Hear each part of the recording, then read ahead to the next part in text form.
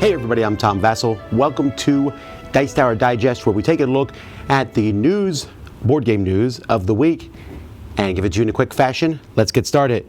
CMON, who's known for, well, cool mini or not, miniatures and games and even an expo that's happening next week, has opened a new store, a CMON Play store, but this is going to be off limits for most people because it's in Singapore. But if you're in Singapore, there's a brand new store pushing their products. Other publishers like Games Workshop have opened stores in the past, so we'll see what happens. New Arkham horror card game expansion has Blob. This one's based on this actually. I'm not a huge fan of Arkham Horror, the card game, but having Blob stuff, the blob that ate everything, sounds like a lot of fun. Then the OP, which used to be USAopoly here, is a new game, has a new game coming out, Court of the Dead Mourners Call. Now, they've actually been pushing this game for well over a year. You're trying to have different influence in different factions, bone, flesh, and spirit. It's kind of this undead type game with miniatures, although it's not a miniature style game per se, but it looks like one of the more complex games that the OP has put out. Also, there's a new skirmish miniature style game from Privateer Press called Riot Quest. This is from the popular Iron Kingdoms universe, and so the battle has gone very poorly, and so now this looks like it's a skirmisher type miniature style game. Modiphius Entertainment has announced the Elder Scrolls official tabletop miniatures game, Skyrim in a Box.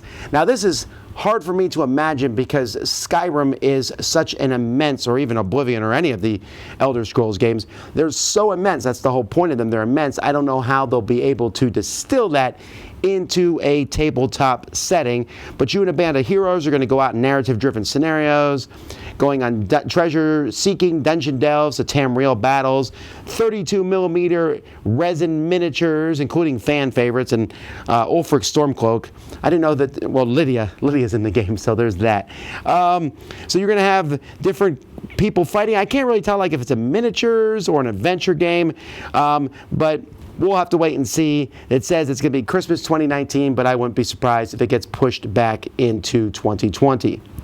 The Dice Tower Awards were announced last week, and rather than put them into this small video, you can go back and check that out. I did a whole video on all the nominations for Dice Tower Awards, and they will be announced at Dice Tower Con this coming July. And then the Spiel des Jahres Awards, or nominees, were announced. There are 3 different categories for this award. This is the biggest board game award in the world from a panel of judges and board game experts in Germany. And so the 3 for this award, the nominees are Spiel des Jahres, which is Game of the Year, are Just One, Werewords, and Llama, or LAMA. LMAA is a card-shedding game from Reiner Knizia. The other 2 are party-style games. I'm guessing that Just One might pull out the win, but we'll have to wait and see. The Kinderspiel des Jahres, these are kids' games, Fabulantica, Go Gecko Go, and Valley of the Vikings. I have not played any of those 3 games, but I probably will over the next few months. Then the Kennerspiel des Jahres, these are like the gamers' games of some sort. The 3 nominees in this one were Carpe Diem from Stefan Feld, Detective Amount of Crime board game from Ignacy Trzewiczek, Portal Games, and Wingspan from Elizabeth Hargrave. So this is 3 really solid picks. I was very surprised at these. And besides just these nominations, they gave a whole slew of recommended games that you can go check out. Well, that's the news, albeit some big news this week. Thanks so much for watching. I'm Tom Vasel, and this is your Dice Tower Digest, giving you all the board game news.